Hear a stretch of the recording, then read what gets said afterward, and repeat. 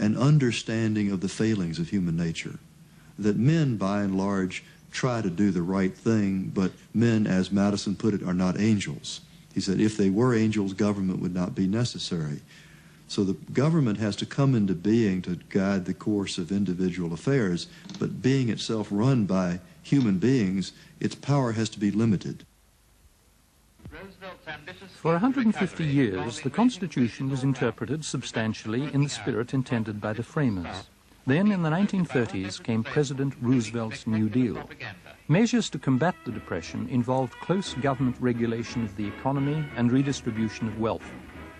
The introduction of minimum wage laws and maximum working hours overrode one of the fundamental principles of limited government, the right to use one's property and one's labor to enter freely into private contracts. Richard Epstein, a lawyer, has analyzed the changed view of the law of contract.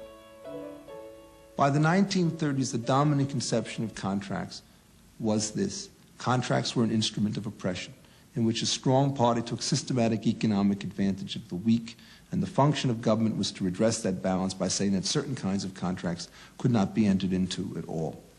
And the key question for the modern political economist who's interested in the interaction of law and society is whether or not that particular model of government is true, or that whether or not that particular model of individual behavior is accurate. In my view, it is not. So long as there's no coercion involved in the formation of a contract, workers will enter into them only if they're going to be better off with the contract than they would have been under some other circumstances. Why else would they enter into arrangements if it's going to lead to their personal destruction and ruin? As that's the case, the greatest protection for individual workers is a wide array of opportunities to work in as many different callings as is possible. That's achieved not through government regulation of the marketplace, which restricts entry. That's achieved by opening up the marketplace to as many people who wish to enter. The bottom line about the New Deal is it's an effort to try and pay Peter by robbing Paul. It's a kind of elaborate system of indirect and hidden transfers and subsidies for certain groups of society at the expense of another.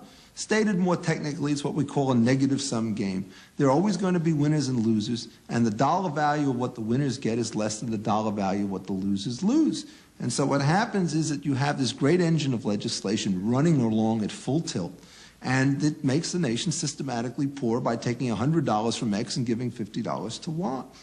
And any system of government which encourages and tolerates that kind of behavior cannot in the long run work for the benefit of all the people whom it's designed to protect.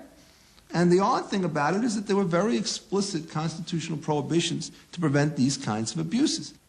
James Buchanan believes the Constitution should be reformed to bring it back in line with the original intention. And it's only sort of in the last half century that government has started exploding. And it's largely due to change